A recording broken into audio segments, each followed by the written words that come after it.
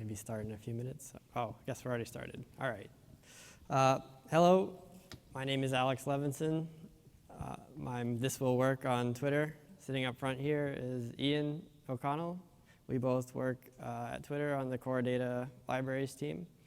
And today we're going to talk about Hadoop performance optimization at scale and some high-level lessons learned at Twitter recently. So to start out with, I'll talk a little bit about who we are. So core data libraries at Twitter is the team that develops, maintains, and supports the core data processing libraries that we use for large-scale data processing at Twitter. We also provide education and consulting for internal customers. So the majority of the data processed at Twitter, whether it's for A/B testing, machine learning, ad targeting, and so on, most of it goes through the libraries that we work on. This puts us in a pretty good position to make system-wide performance improvements, which is a lot of what we're going to be talking about today. One of the main open source projects that we work on at Twitter is called Scalding. Scalding is an idiomatic functional Scala library for writing Hadoop MapReduce jobs. It's an open source project that originated at Twitter, and it uses a functional programming style for expressing Hadoop queries, which is a pretty natural fit for MapReduce. MapReduce is a functional programming concept to start with.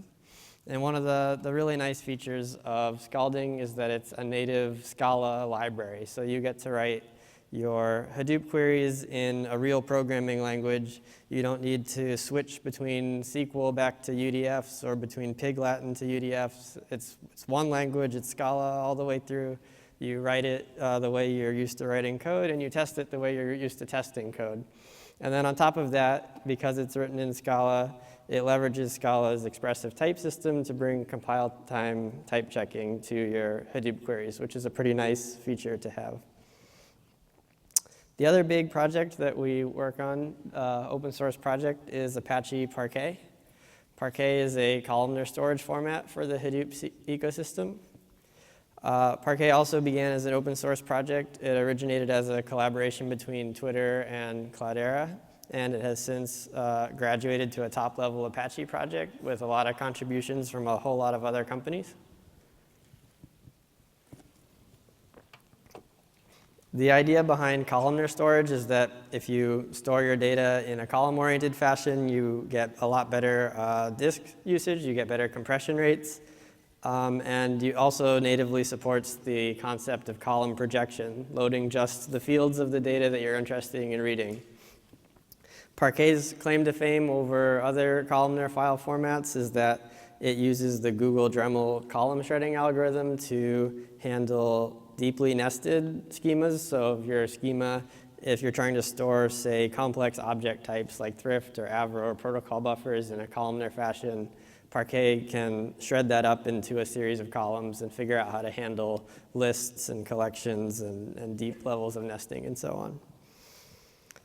And then finally, the other big open source project we work on is called Summingbird. Summingbird is a streaming MapReduce hybrid real-time batch engine for parallel sort of the Lambda architecture. So the idea is you get an API similar to Scalding, a functional type-safe Scala library that executes your query both in real time on a Storm or Heron cluster, and then offline in Scalding Hadoop.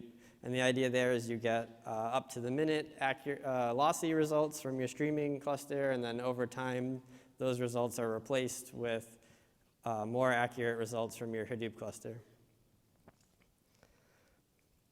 So as you can tell, we work with a lot of the Hadoop ecosystem at Twitter, and I'd like to share with you a sense of the scale at which we used Hadoop at Twitter. So our clusters have over 300 petabytes of data. We run hundreds of thousands of MapReduce jobs every day. We have clusters, we have multiple clusters with over 1,000 nodes, 1,000 machines in each cluster. And some of those clusters are among the largest Hadoop clusters in the world. So just to give you a sense of that, there are a lot of challenges that go along with operating clusters at this size. we're not really going to talk about that today, but a lot of the folks who do that are here today from Twitter, so if you find them, they'd be happy to chat with you about that. What we are going to talk a little bit more about is sort of what you can do at the library layer to make system-wide improvements in your Hadoop cluster. At the scale that Twitter's Hadoop clusters operate, even small or moderate improvements that affect the entire cluster or the majority of jobs can have a really big effect on your compute savings. As opposed to, and it's especially powerful if you can make these changes in your core libraries and then ship them out to everyone, as opposed to sort of hand optimizations that have to happen on a per job basis with manual intervention. So the question is, how do we improve the performance of our Hadoop cluster across the board, which is another way of asking, what is your Hadoop cluster busy doing? There's really no point in optimizing the things that aren't consuming the majority of the time in your workloads. And the major takeaway from today's talk is that you should measure what's taking all your time. You should not guess. It's really hard to guess what the most expensive part of a complex system like a Hadoop cluster are. And it's often surprising what the bottlenecks turn out to be. It's not like you know it's probably one of these 3 expensive things that's taking all our time. It's often something you never would have considered. So it's easy to miss a pretty big win, an easy win, because in a lot of cases you don't even have a good intuition of what something is supposed to cost. If one of your jobs is running 30% over its optimal runtime, you're probably not going to notice because it's running at about the right ballpark. So measuring, you should measure what your cluster is up to, and you should act on what you find. So how do you profile a Hadoop cluster? Sounds like it could be an operationally difficult thing to do. Well, one really easy way to profile your cluster is to turn on XProf. XProf is a JVM profiler. It's built into the hotspot optimizing compiler. So it's already installed and there's nothing extra to do. You just set these 4 flags in your configuration, and now you're going to have some profiling information about all your mappers and reducers. XProf is a low overhead profiler. It uses periodic stack sampling, which is something that the optimizing just-in-time compiler is already doing anyway. So it just peeks at the stack of each of your threads every once in a while and gets a statistical sample of what your JVM is up to. This services the most expensive methods in your workflow, but it's worth noting that it doesn't follow the full call stack. So you don't get the context about how you got to those methods. You just know you're spending a lot of time in those methods. And the other nice thing is that XProf prints this information directly to your task logs, so right to the standard out, which you can find in the Hadoop UI. So you can click right on a mapper, go to its standard out, and find out a summary of what it's been up to. You can even aggregate these standard out logs and then run another Hadoop job to aggregate them and get a view of what your entire cluster is doing. And we've also found that XProf is low overhead enough that it doesn't affect performance negatively, and we can leave it on by default in a lot of our clusters. So here's what profiling data from XProf looks like. You get one of these per thread, so this is a spill thread, and we can see that 50% of 79% of the time is spent in decoding strings. So if we're seeing this happen all across the cluster or in a lot of jobs, then what we can tell is that we're spending a lot of time decoding strings. And it's not something we're likely to speed up. It's built into the JVM, but we can think about how can we do less string decoding overall. And that's something we'll talk about in a little bit. If you see your own code base showing up in here, that means you're doing something pretty expensive on a per record level, and that's also something to pay attention to. One of the things that we found showing up in XProf that was a complete surprise, at least for me, was the Hadoop configuration object. The Hadoop configuration object is supposed to be used for like setup and teardown, and like it should really not show up in your hot path.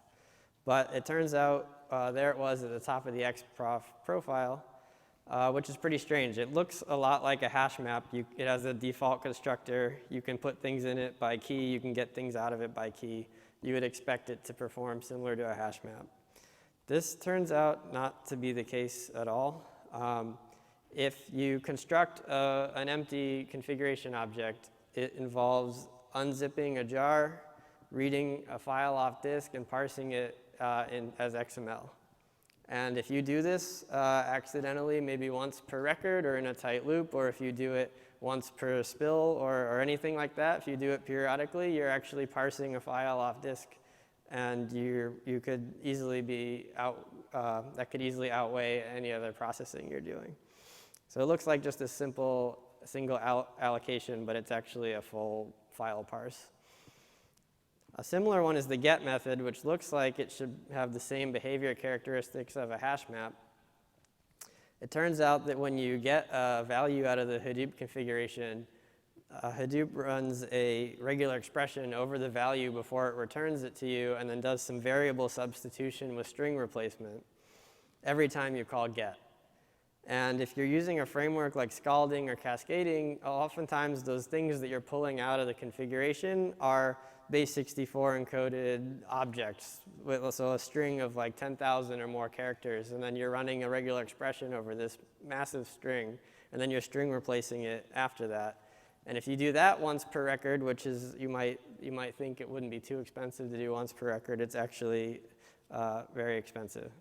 So doing these things really often has a pretty big cost. We found that some non-trivial jobs, so these are large jobs on a large cluster, spending 30% of their time in these sort of trivial configuration methods.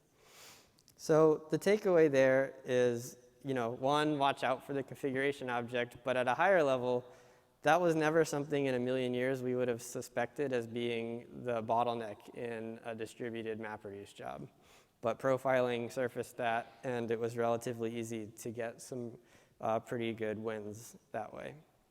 So if you don't profile, you could very easily be missing some very easy wins.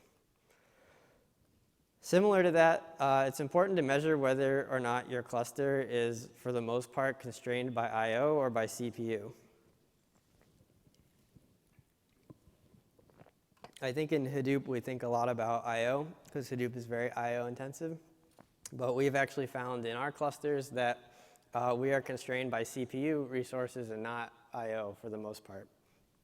The takeaway isn't that you are probably also CPU bound. It's that you need to measure this because it depends on a lot of things, and it's not guaranteed to be one way or the other. It depends on the difference in your hardware and your network and the relative speeds of your CPUs and your disks and all that. So you should measure and find out, because this has a big influence on what things you decide to optimize.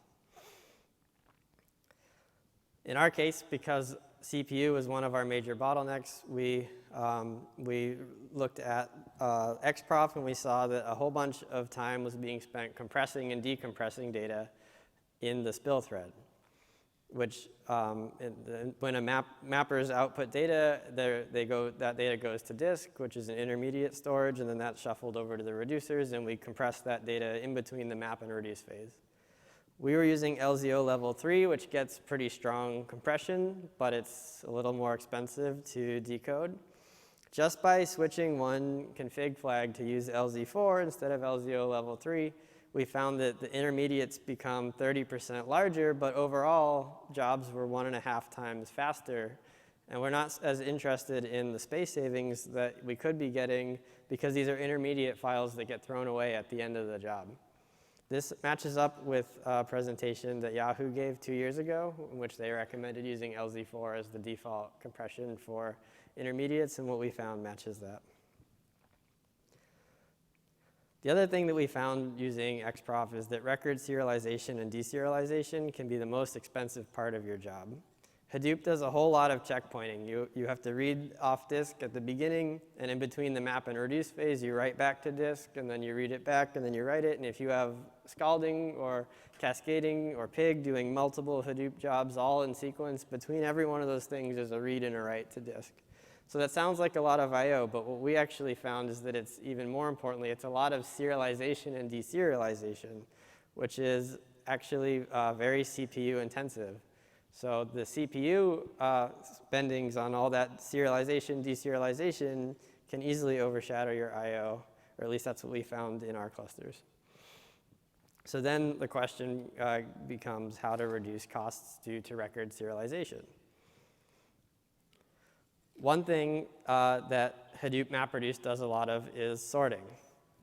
So in between the map and reduce phase, Hadoop has to sort all the data by the key for the reduce phase. And the way that it does that by default is after having written all the data to disk in its serialized form, it visits all the keys and it has to deserialize them in order to compare them to each other as part of the sort algorithm. So it looks in pseudocode kind of like this, like deserialize the bytes of one particular key and then compare it to the deserialized view of another key. However, this can cost a lot, especially for complex non-primitive keys, which is a pretty common thing to do in a MapReduce workload. So let's say you've got some requests, and you're going to group them by their country and their client. Well, now you have a key that is actually a tuple, or a complex structure that needs to be serialized and deserialized as part of the sort process. Or what if you're doing something even more common and you're grouping on a moderately sized string? Well, that string gets written to disk, and then when you go to sort by that key, you would have to do all that expensive string decoding again, which earlier we saw was something very expensive in this build thread. So can we avoid that? And the answer is yes. Hadoop even comes with a built-in API for avoiding this deserialization. It's called raw comparators.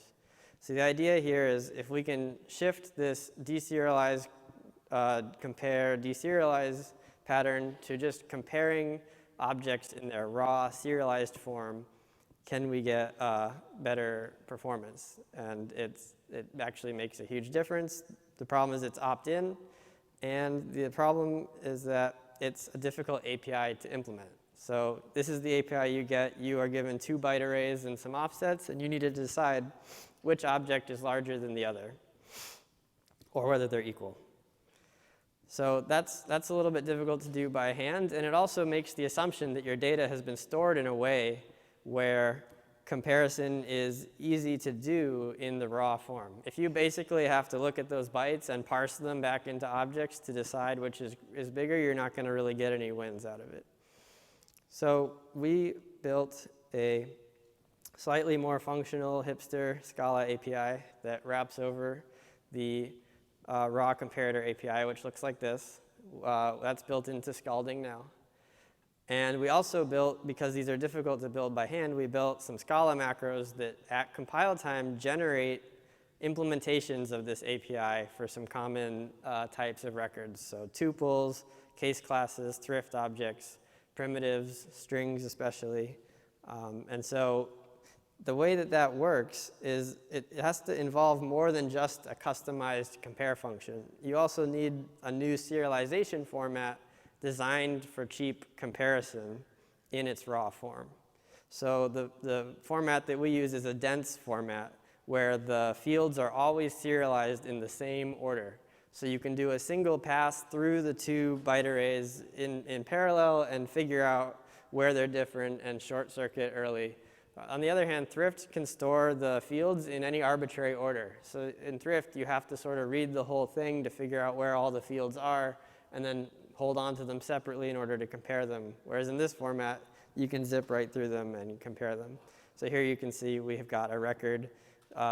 And again, we're using a dense format, so we're storing a byte to keep track of whether something's null or not null. Then we're storing a string, and in both cases, they're the same string. And then that red box is to signify that the next field was null in both cases.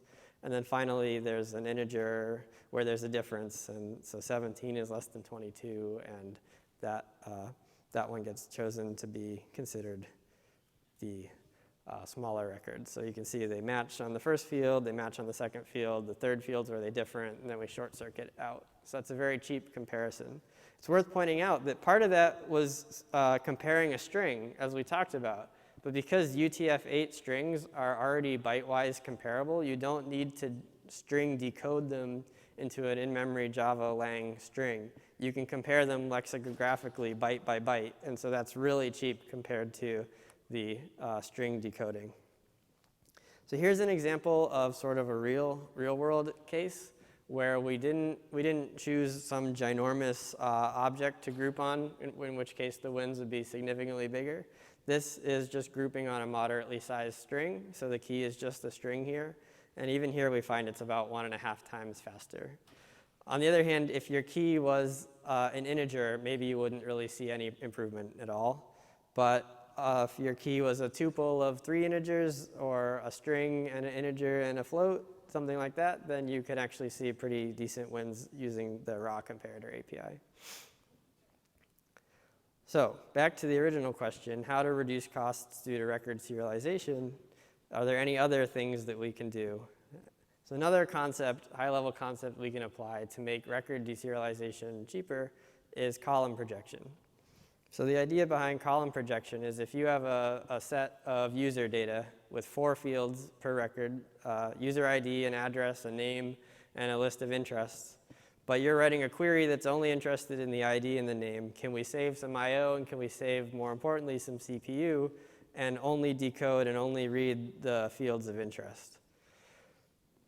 Columnar file formats like Apache Park and OrcFile and others support this directly. That's sort of the key feature behind columnar formats.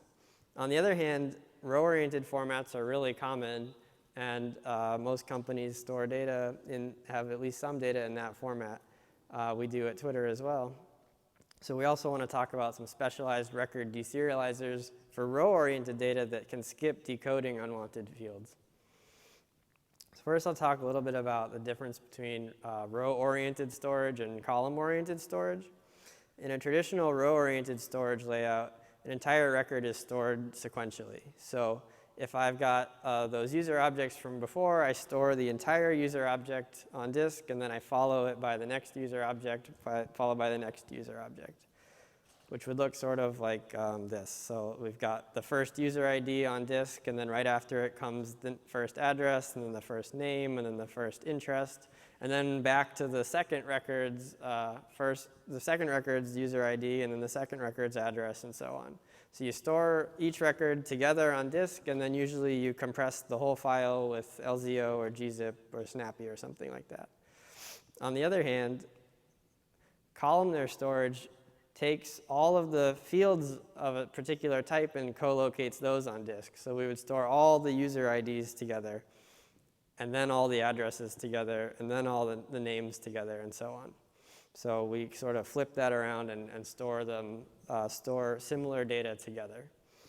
The question is, why would you bother to do this transformation? Row-oriented storage is a very straightforward way to store data. One very easy win you get is just storing data in this layout yields better compression when you use LZO or gzip or any general compression algorithm. These things pick up on the fact that you're storing like data together, and they handle that better than alternating between strings and ints and floats and then back to strings and so on. The other cool thing you can do with columnar storage formats is you can use specialized schema-aware encodings. So if we're storing a column full of numbers, we can actually just store the deltas between each number. If we're storing a column full of strings where the strings often repeat, we can build a dictionary header where we map each unique string to a very small integer and then store just those integers as the data. So now we have like a header and then a sequence of pointers into that header. So overall, the idea here is that you can get much better file sizes, much better compression rates with columnar storage than you can with traditional row-oriented storage. So if you compare storing thrift objects in sequence as byte blobs, one after the other, that's the bar with the arrow pointing at it. A parquet stored for the same data is about 2 times smaller in this particular case. It's also worth pointing out that another way that we store some of our thrift data at Twitter is as base64 encoded strings, which is the gray bar, and I just want to say definitely don't do that. It is a lot. We do it for historical reasons. You shouldn't do it. It's significantly bigger. You would hope that general compression would notice that it's the same as the byte-oriented data, but it doesn't. So it's significantly bigger, and you pay a huge cost of decoding on the read path. So don't do that. So now that we've stored data in order by column instead of by record, this makes column projection really easy and efficient for Parquet to perform. If you're only interested in column B, you don't need to do any I/O for columns A and C. You can skip them entirely and not even touch the bits for those columns. And then in our case, more importantly, that implies you don't do any CPU decoding of the data in those columns that you didn't want either. Here's a comparison of column projection with various numbers of columns. So if you select only 1 out of 40 columns in this particular data set, you get a 3 times runtime speed up with Parquet. If you select 10 columns, you get a 1.5 times speed up. And it's worth pointing out that if you choose all the columns, Parquet often performs worse than row-oriented storage. Parquet has a per column overhead, and when you load every single column, the row-oriented storage often performs a little bit better. In fact, the characteristics of how better or worse Parquet performs depends entirely on the schema. Parquet has a cost for every field in the schema, whether it's null or not in the read path, whereas row-oriented formats like thrift that are sparse cost nothing for nulls. So thrift scales with the amount of data in each record, whereas Parquet scales with the amount of columns in your schema.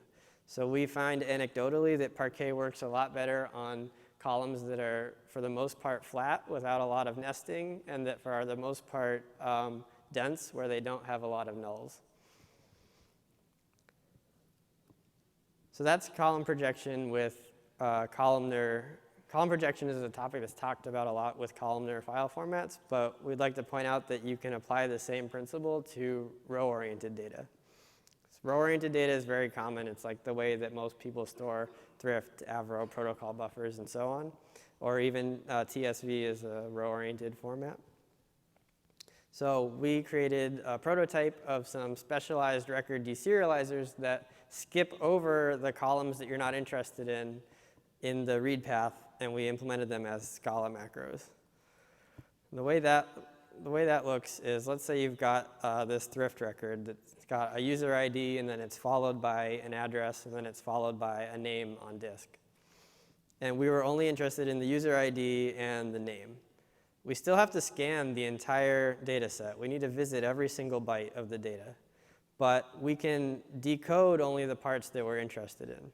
So we can decode the first couple of bytes into a long, and then when we get to the address, we still have to walk through all the bytes or call skip on our input stream, but we can skip over those bytes without Java lang string decoding them.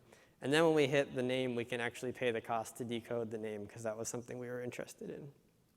So again, this column projection over row-oriented data doesn't save you any I/O. You still do a sequential scan right through the full data set. But you only use your CPU to decode the fields that you care about. And as we saw before, that string decoding was really expensive. And comparatively, scanning through the bytes of that string without decoding it versus decoding it is a huge difference. Here's a comparison of the relative speeds of 3 different kinds of projection. So the blue is reading thrift data out of a Parquet file. The red is reading the same Parquet file through PIG's integration. And then the gray is reading not a Parquet file, but a regular row-oriented thrift file using the specialized deserializer that we talked about on the previous slide. So if you look at the first column, which is selecting only 1 out of 48 columns, we can see Parquet does significantly better than the thrift integration, the specialized deserializers. But what's interesting is that around 13 columns, both of them start behaving about in the same ballpark. So we're getting similar wins at 13 or more columns using the specialized deserializers than we are with Parquet. It's also worth pointing out that Parquet's thrift integration has a lot of room for improvement. You can see that PIG is consistently beating it after 1 column. And it's also worth pointing out that this schema is a relatively flat schema, so this is sort of the best case for Parquet data.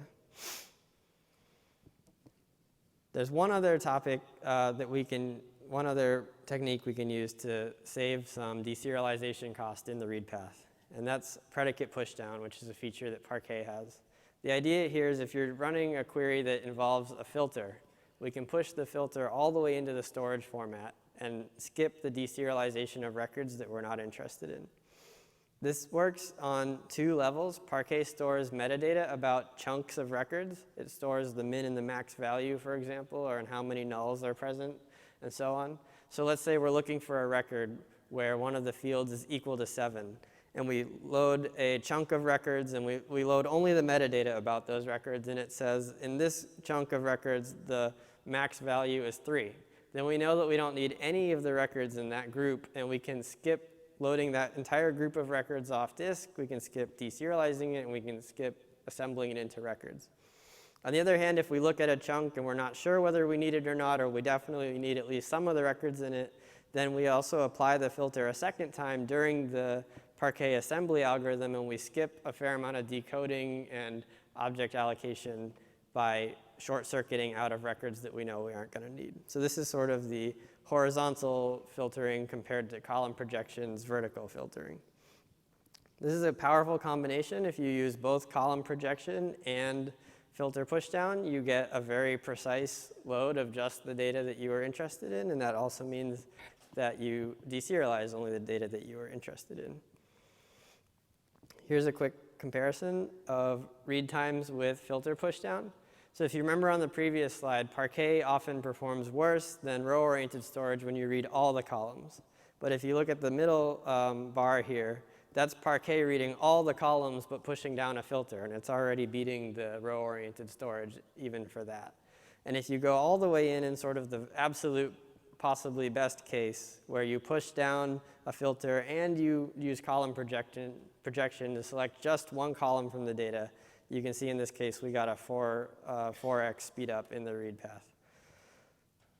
It's worth pointing out that predicate pushdown performance scales entirely with the nature of the filter. If you're looking for something very rare, then it works really well, because if it's very rare, it's likely that those records aren't in many of the chunks of the records, and that's the biggest win, is when you can skip entire batches of records in the read path. If what you're looking for shows up in most of the chunks, but rarely, you do save a little, but not nearly as much. So that's about all the time I had for today, so I'll just do a quick summary of the key takeaways. The main message of this talk is you should profile your cluster. You should figure out where your costs are and use that data to make improvements. Don't guess. It's very easy to guess incorrectly, and it's very easy to miss really easy wins. Another key thing is that serialization is expensive, and Hadoop does a lot of it. Just like it does a lot of I/O, it does a lot of serialization. The other one is that you should choose a storage format that matches your schema and your access patterns. Columnar storage is not a silver bullet. You need to look at whether it's actually working for you, and if you are using row-oriented storage, you can try applying projections to those as well. So column projection is valuable both on row-oriented and column-oriented storage. We also talked about the raw comparators. They help a lot. You can use them directly through the Hadoop API, or you can check out Scalding and get a lot of them automatically for free. And finally, you should measure whether you're I/O or CPU constrained, because I/O may not be your bottleneck.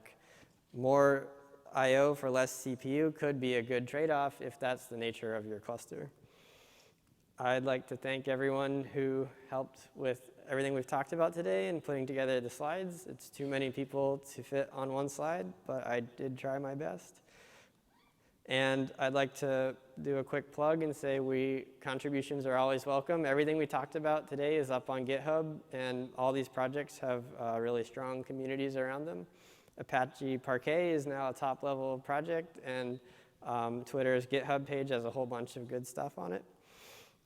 And finally, we're hiring. So if you are interested in working on challenges like this, if the idea of counting all the words in all the tweets is something that you want to do, or more importantly, making that work faster for everyone, then do come talk to us. Our team is a pretty fun team to work on. We have a lot of challenges, and we do a whole lot of open source. So definitely come say hi.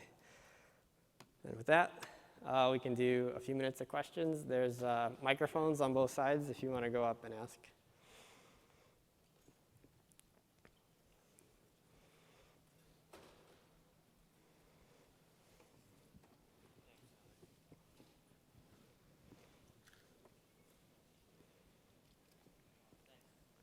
Yeah. I can hear you. Okay. Oh, there we go. One question is that, is there any comparison between the org and Parquet? Because I think the design logic is very similar. Yeah, there's definitely, I don't have them in my slides, but there's a lot of comparisons between those which you can look up. I think the major difference is the way that Parquet handles nested schemas. So Orc does support that, but it supports it in a less fancy way. And it would actually be an interesting thing to see which one actually performs better on really deeply nested schemas, because we're finding even with Parquet, which was designed to handle deeply nested schemas, that the nesting costs you a lot, both in the read path and in the file size. So it would actually be a valuable comparison.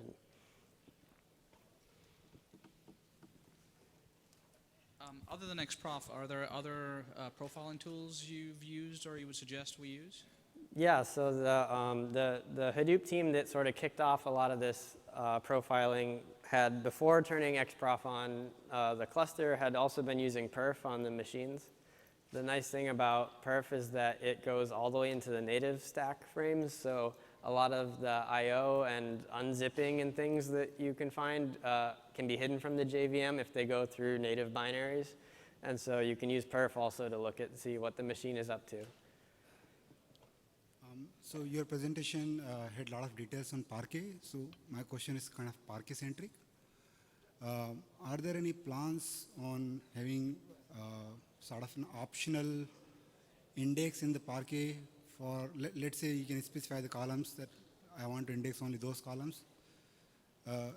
And not just remembering min-max range or a small Bloom filter, but a full-fledged index so that wide range of predicates could be handled? We've talked about it. Yeah, that would be, storing a full index would be a pretty big change. We also have talked about some smaller changes like storing more metadata than just the min and the max. We can store, we can take advantage of the dictionaries in the dictionary encoded columns for equality checks. For columns that aren't dictionary encoded, we can use Bloom filters. We've talked about using hyperlog logs for approximate distinct counts and stuff like that. But yeah, indexing plus Parquet would be pretty interesting. Thank you. There's actually a Parquet talk on Thursday that Julian from Twitter will be giving. So if you're interested in Parquet, check out Julian's talk on Thursday. All right. Thank you. Excuse me. How is the overhead of the XProf? Yeah, so the idea behind XProf is that it does very infrequent stack sampling. So it peeks at a thread, not frequently, but every once in a while it peeks at the thread and sees what methods it's in. And what it does is it only looks at the head of the stack trace there. So it doesn't materialize a full stack and walk up it. So, and that's something that the just-in-time compiler of the JVM is doing for its own purposes too. So XProf is kind of a profiler that piggybacks on what the just-in-time compiler is already looking at. And so it shouldn't be very expensive, unlike you know, a more intrusive profiler that gives you a lot more details. On the flip side, you get a lot less details. You only find out what methods you're in frequently. If you are using something that has tons and tons of infrequently used methods that all add up to a lot, you may not see those. And if you see something like string decoding, you may not know who's getting you into that method because you don't see the full stack of how you got there. Okay, thank you.